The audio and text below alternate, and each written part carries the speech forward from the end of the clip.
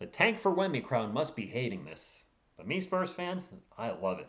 Go Spurs, go!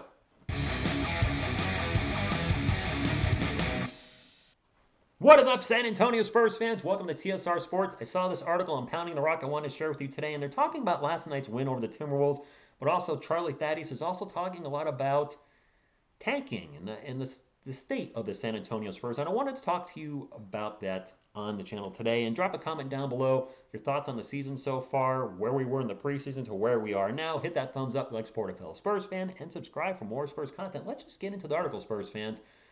Are the Spurs too good to tank? We may as well say it out loud now and get it out of our systems. The season is going to be long. There's 78 more games left. And the real rebuild is going to be, well, who knows? And I definitely agree with that. Who knows? Trading away DeJounte Murray and Derek White last season, it looked like, hey, full rebuild, full tank for Wemby, etc. Preseason, we were terrible. Then we got blown out by the Charlotte Hornets in our season opener at home. And it's like, everybody's like, yeah, here we go. Here the tanking begin. And now the Spurs have won 3 games in a row against some pretty good teams. Especially since we can't seem to get the message, talking about tanking, we can't seem to get the message across to the kids, the young guys, that we're supposed to be losing these stupid things. Come on, guys, stick to the plan. This plan of tanking for Wemby or Scoop. Well, here we go, Spurs fans. The inherent problem with tanking, it puts you in an impossible position as a fan. And I do agree. These wins are bad. I wholeheartedly disagree with any wins that we get right now. And they are in all likelihood hurting the franchise. And I've seen you guys actually say this. They're hurting the franchise by winning games. By all accounts, we should be losing our minds every time a team like the Timberwolves, one that has very real playoff aspirations, saunters onto the court and falls behind to our young pups by double digits. It's bad for business.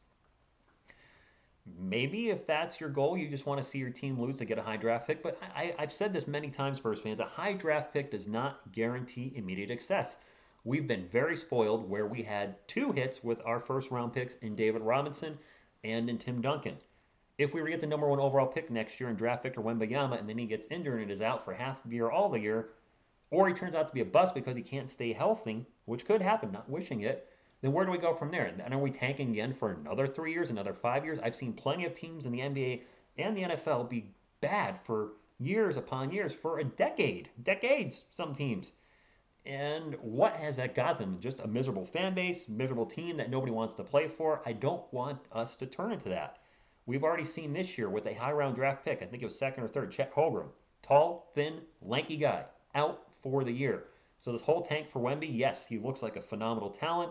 But if you're putting all your eggs in one basket, that is very high reward, but it is also very high risk. So I'd rather just see where the cards lay, and whatever happens at the end of the season, so be it. You smile to yourself. Oh, well, but you say to yourself, hey, if the wins come, they come. It's all part of the development process. You smile to yourself every time Jeremy, you don't mess with the Sohan, beats every other guy on the court down the floor in every single possession. Love his hustle, loyalty, and respect.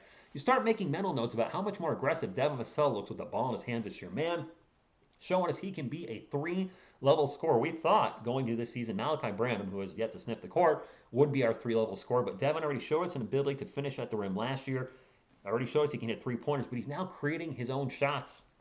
Everywhere, any which way he can, every which way but loose. Absolutely love what I'm seeing from Devin Vassell right now. And then you cackle yourself watching Jakob Poeltl outplay the dude that Minnesota traded away approximately 100 draft picks for, talking about Rudy Gobert. It is fun. I'm absolutely loving what I'm seeing. The team's got me excited, which is why I'm making another video right now. I'm like, I got a little free time. I want to talk about my Spurs with you. That being said, you can't expect to make the playoffs on nothing but pace, athleticism, and a can-do attitude. Eventually, talent is going to win out in this league, and everything points to the Spurs just not quite being there yet talent-wise. Or are they? Do you need upper-tier echelon talent to win? Many would probably say yes, but the Utah Jazz traded away their 2 best players. They're 3-1. The Spurs traded away arguably their 2 best players. DeJounte's on the list. I don't know if you guys consider Derek one of our 2 best players at the time he was traded. They're 3-1. And then I look at a team like the Los Angeles Lakers. They have one of the greatest basketball players of all time in LeBron James, who's having a phenomenal start to his season, considering he's pushing 40. I don't know if he's playing defense out there, but offensively, when it comes to points, assists, rebounds, he's definitely stuffing the stat sheet. They still have Anthony Davis. Russell Westbrook is still Russell Westbrook. That being said, they have the big-name talent, the former All-Stars. They're not winning games. They're not playing team basketball. Their bench is atrocious. I think LeBron said in an interview, you can't shoot. They have no shooting. Whereas you look at our Spurs, we're playing team basketball. Every time I look at the box score and you just see like 3 assists for each guy, there's like no one guy just it's not one guy. It's team Spurs basketball. And team basketball, as they're showing us, can win some games. And that's why they're 3-1. Will that maintain over the long haul over the season? I guess it shouldn't. There's no tape on Jeremy Sohan. There's probably not a lot of teams probably didn't study Trey Jones as there's no tape of him as a starter. So this lineup, there's no research you can do on it because it's a brand new lineup for our Spurs. So maybe they're surprising some people, but you know what? Whatever, we're winning. Are the Spurs too good to tank? Are they too competitive? You should always be competitive, by the way, regardless of what you're doing. You're playing for your job. I mean, if you're not signed to a contract and you're on the last year, maybe you're a type of a Keita Bates Diop type of player who's looking to extend his career in the NBA, then you should, yes, these guys should be competitive, whether they're losing by 10, 20, or winning by the opposite. Are they too competitive? These guys might go out there and hustle teams who should know better. They might be a little better on the margins than we thought they'd be. They might still have a coach on the sidelines, Pop, maybe his last season, with their trick or two up his sleeve. The season is young and everything is on the table, up to including that concept that the Spurs, yes, Spurs fans, these Spurs might just have what it takes to surprise some people. And they're already surprising me. If this, I said, and I hate to admit it, but I said I think this team will probably win 25 games this year, and I hope I'm wrong. I am one of those type of fans and content creators, more importantly, I love to be wrong. If I say anything negative, derogatory, or not derogatory, but you know what I mean, anything that criticizes my team or players, I like it when they prove me wrong. I did a recap on Sunday about Jeremy Sohan. I was like, man, offensively, he's a dud. So glad he went out and just was thunder dunk of justicing all night and showing us that, yes, he can do it offensively. That could probably be there every night in his rookie season, but it was nice to see last night. Trey Jones, I've been a skeptic of the last 2 years.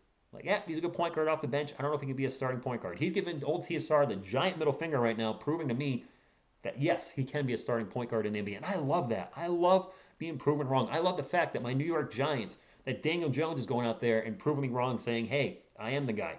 Proving me wrong that Saquon Barkley said, geez, maybe he ain't got anymore because of all the injuries. Is having one of the best seasons he's ever had. I love it when my players, when I go, I don't know if they're the guy, and they go out and say, yes, I am the guy, TSR. Love it, love it, love it, love it. I got some takeaways from last night while I'm here. Jeremy Sohan, we talked about you don't mess with the Sohan a little earlier. Man, he is so athletic and fast and full of energy. He does seem to excel at the dirty work stuff like defense, rebounding. Just I feel like he's gonna be the taller version of Derek White when it's all said and done. When it comes at least to doing the dirty work for the San Antonio Spurs, taking those charges, getting the loose balls, diving for something, jumping over a chair to get to the ball that's going out of bounds. I think he's going to be that guy. Hopefully, he just doesn't have the injury history of a Derek White. Also, Jeremy, when he's out there, he's got the option. Run up the floor, get to your spot, or run up the floor, immediately crash through him in case there's a thunder dunk of justice alley-oop available. He goes for the oop every time, and I love his hustle out there.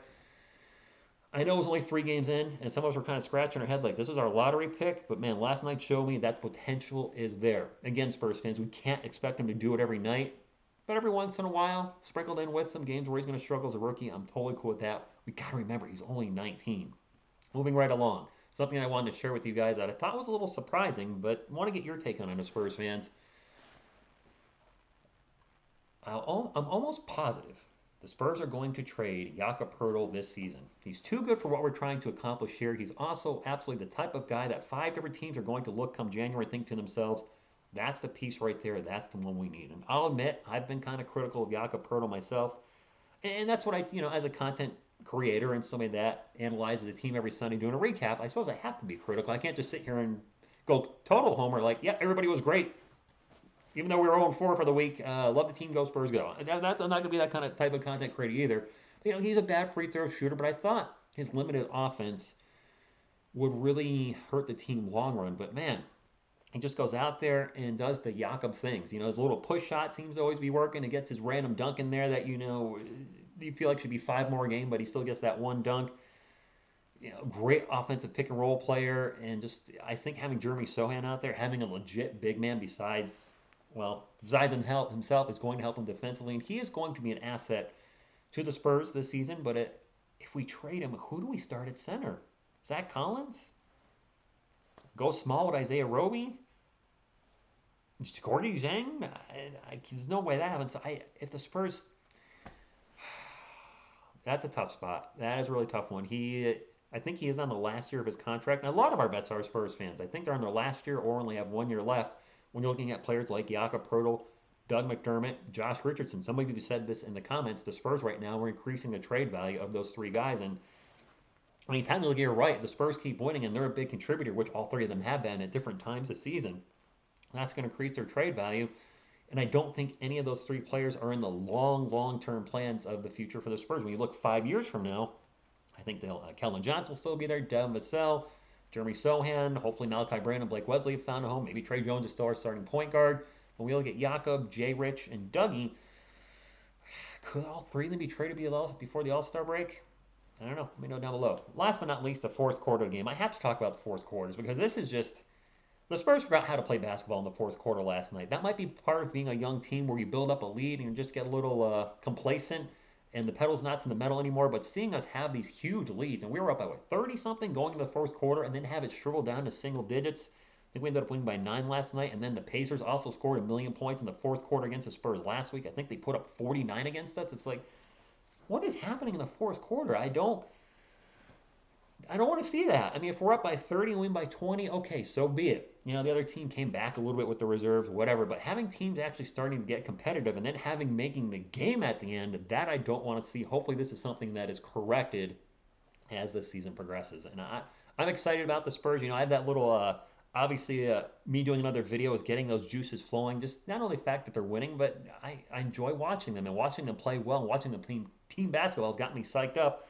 So as far as me doing lives again, there is that little part of me that's like, hey, just start going live again tomorrow, Rich. You know, yeah, you missed 4 games, but just get the NBA team pass or NBA pass for $100 and start calling the Spurs games. I will think about that today. I do miss calling the games. I miss talking to you guys about them live. I didn't realize how much I would miss it. And with the weather turning here quickly in New England, getting colder and colder, and my friends now gaming actually a little less, which is weird. Like my free time is magically opening up with the Spurs season, expanding here. So who knows? Maybe I'll be calling games sooner than later. I got to think about it. But man, I'm. This might just be one of those in the moment things. We might get slaughtered by the Wolves next time, tomorrow night, and then by DeRozan and company with the Bulls. But every time we're gonna win, I'm still gonna enjoy it. And I know a lot of you aren't. I get it. And Tank, by all means, still keep commenting. You want us to tank. I'm not going to beat you up for it. I might not agree with it, but everybody's entitled to their own opinion what should happen with the team. But me personally, here on this channel, I always root for my Spurs and my Giants to win. That's just the type of fan I am. All right, going a little long here. I'm going to wrap it up. Thank you for tuning in, and as always, go Spurs, go!